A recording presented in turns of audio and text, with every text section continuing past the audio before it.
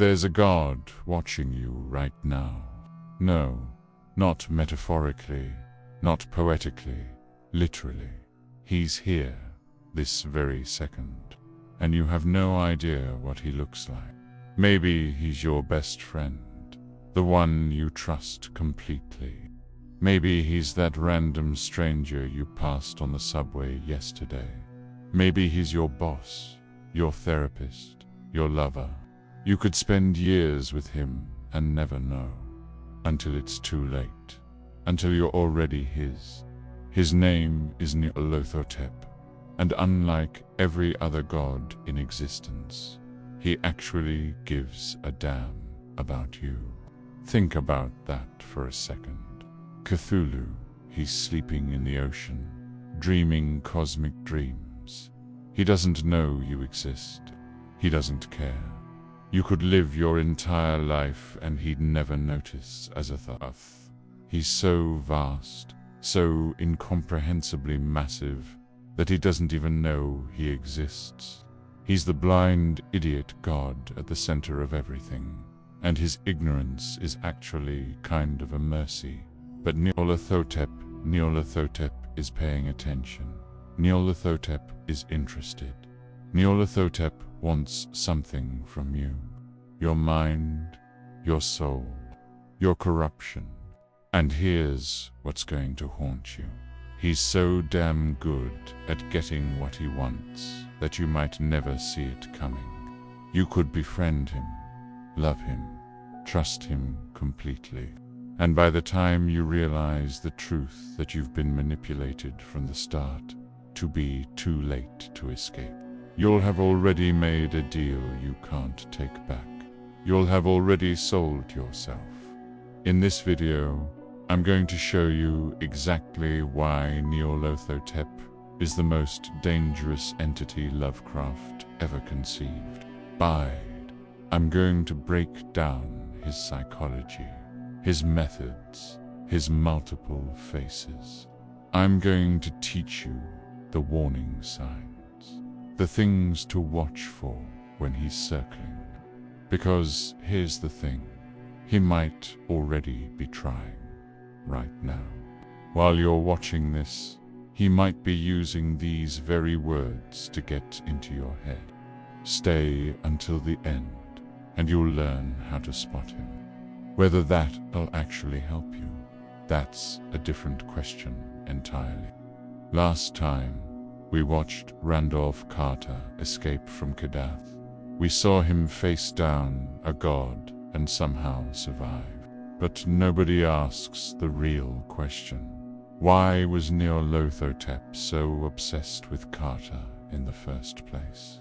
Why would a cosmic entity's, something that should be beyond human concerns, so much energy on one man?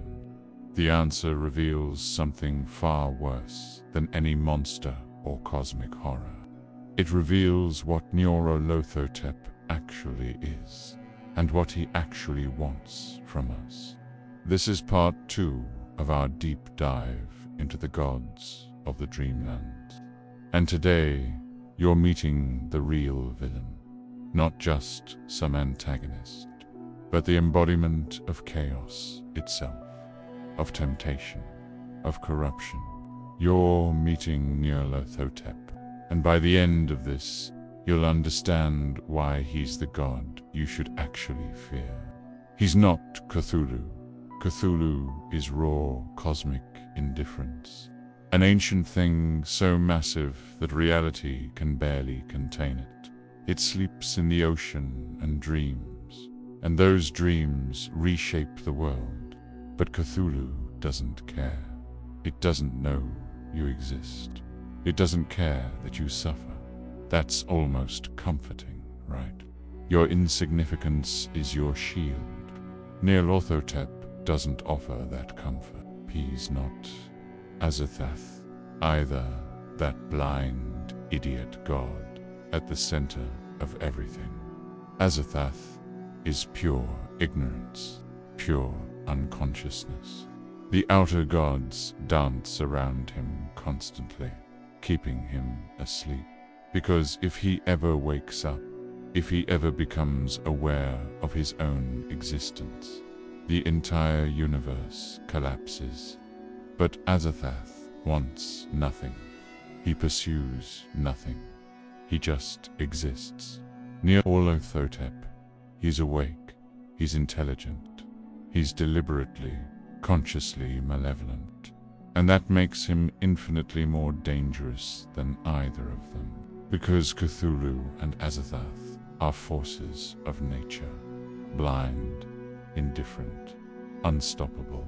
But Nyarlathotep is a predator. He hunts, he strategizes, he understands human psychology better than we understand ourselves. And you're his prey. He has dozens of names.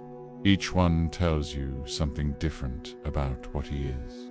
The crawling chaos, the black Pharaoh, the black man, the messenger of the outer gods, the whisperer in darkness. But the most important name is the last one, the messenger, because that's the key to understanding him. A messenger has to communicate, has to understand his audience, has to know exactly how to make the message land. And Nyarlathotep is the best messenger that ever existed.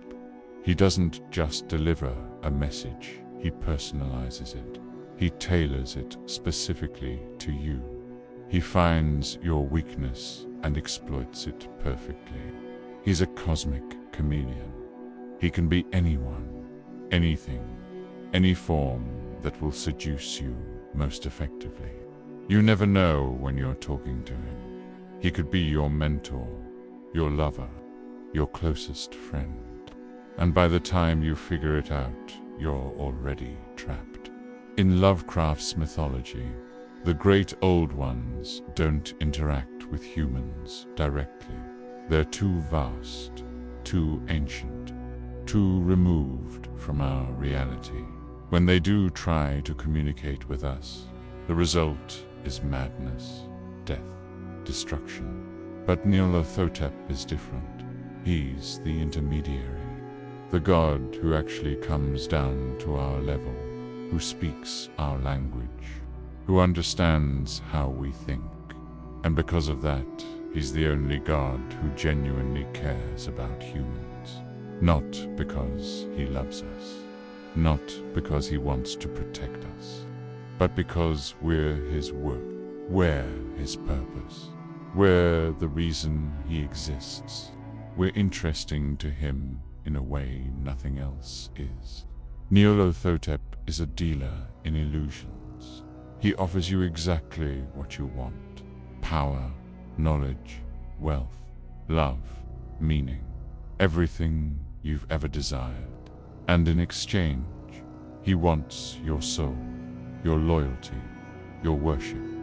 He wants you to become a tool of chaos, a piece in his cosmic game. Here's what's terrifying. Most people accept that deal because Nyarlathotep offers something no other god offers. He offers attention. He offers purpose. He offers the feeling of being chosen.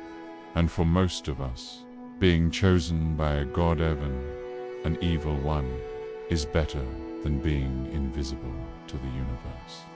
It's better than living an ordinary life. It's better than dying without leaving a mark. And Nyarlathotep knows this. He knows exactly which buttons to push.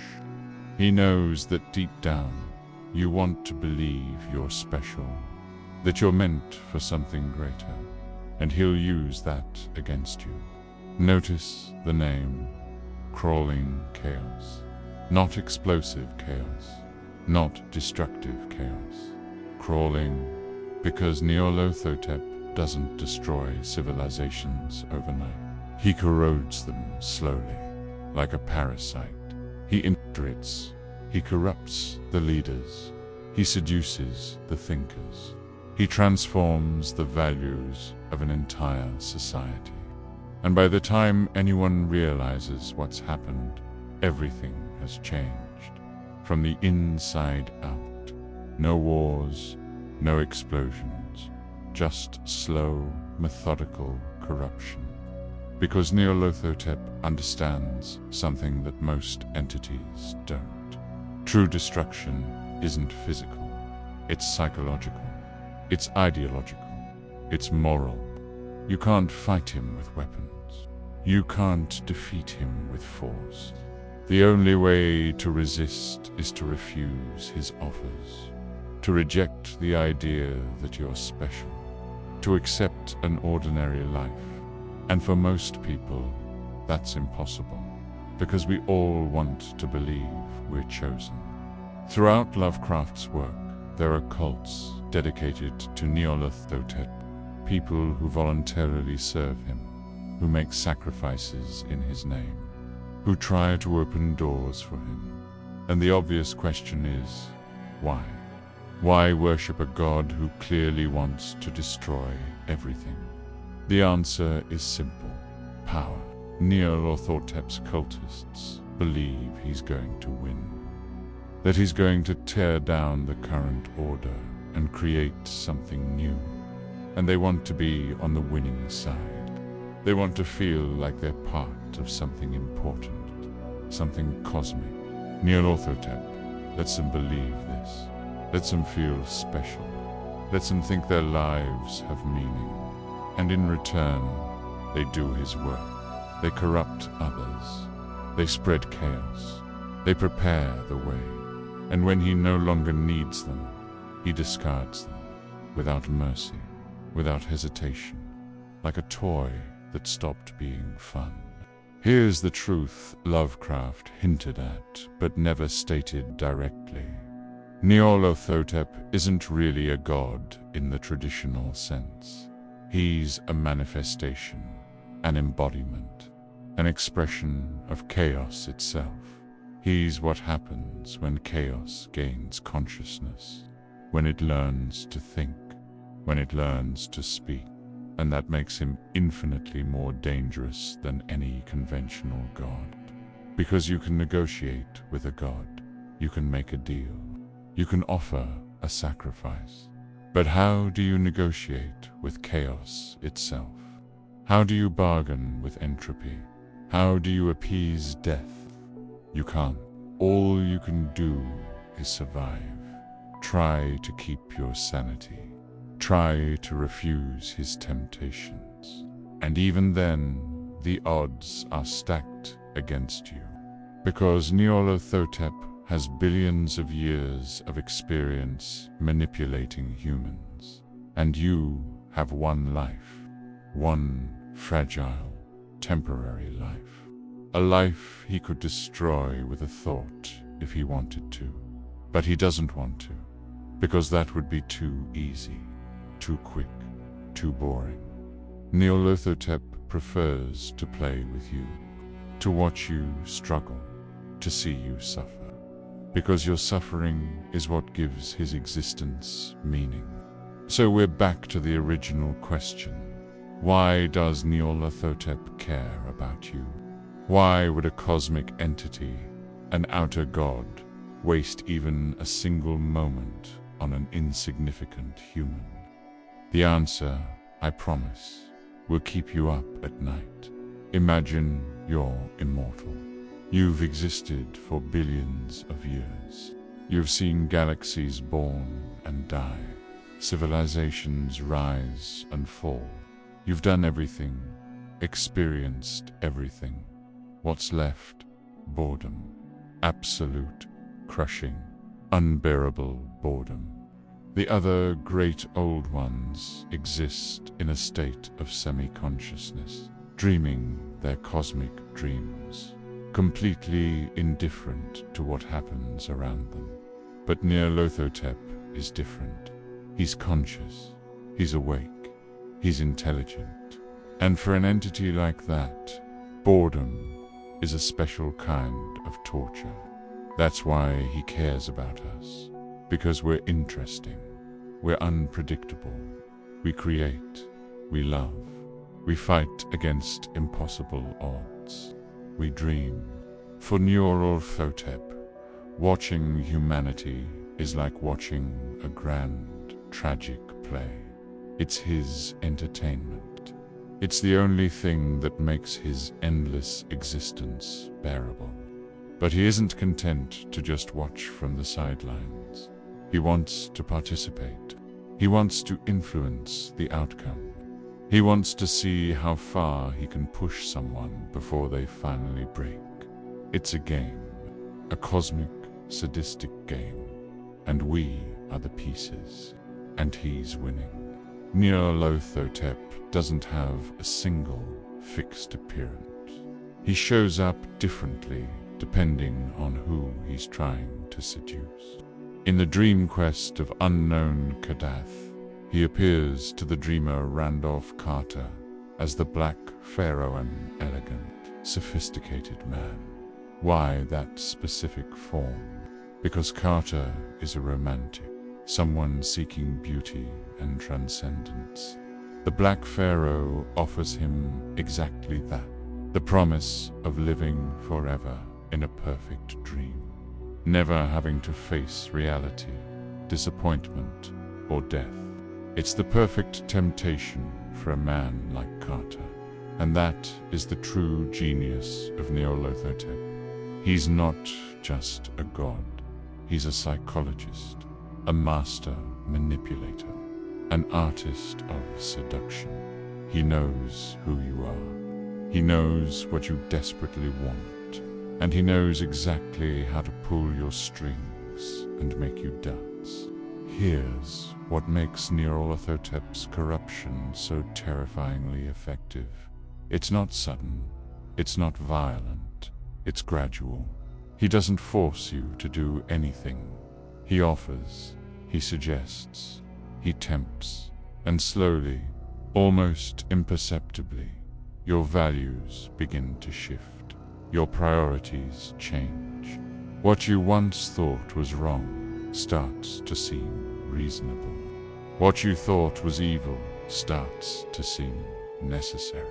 By the time you realize you've been corrupted, you've already made choices you can't take back. You've already hurt people, betrayed those you love, and become someone you don't even recognize. And the worst part, a small part of you likes it.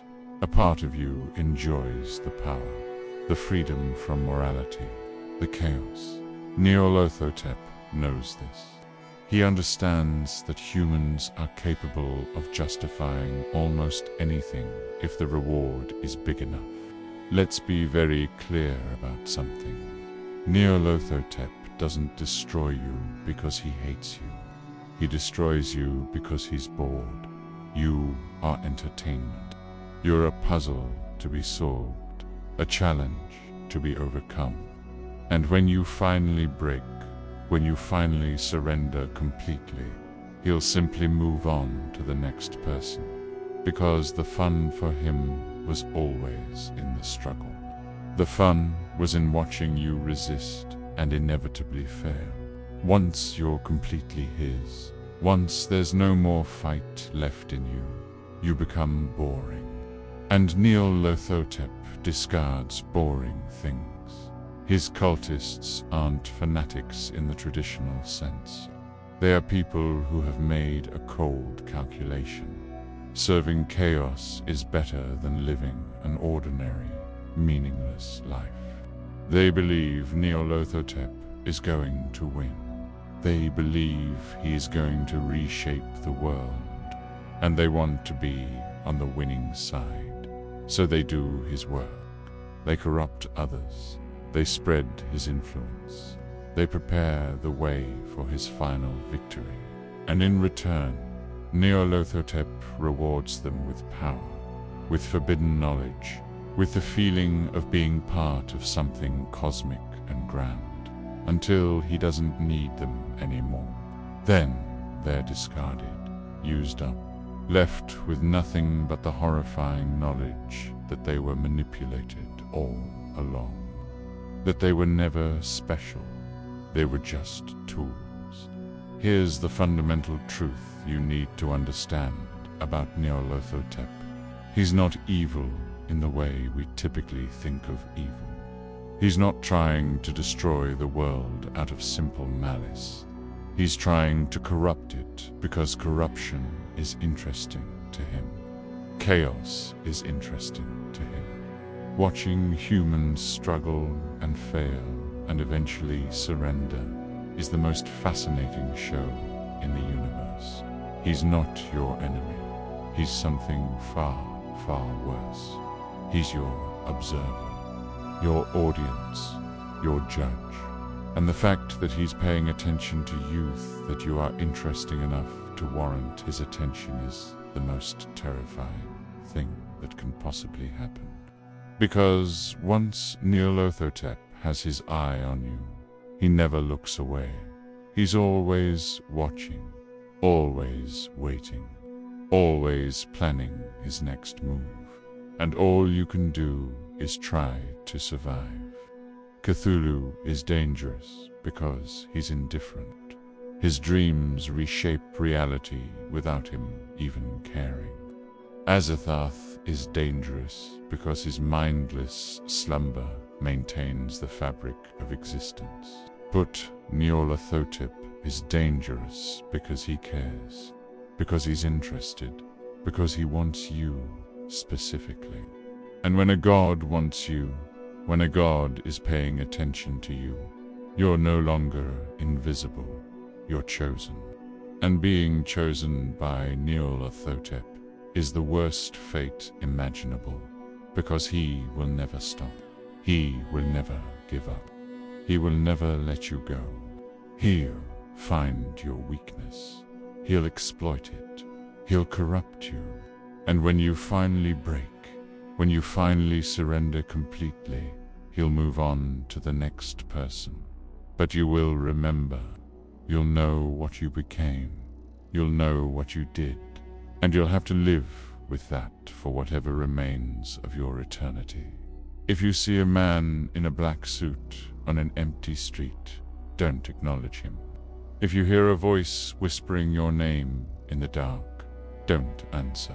If someone offers you exactly what you want, power, knowledge, love, meaning, be suspicious.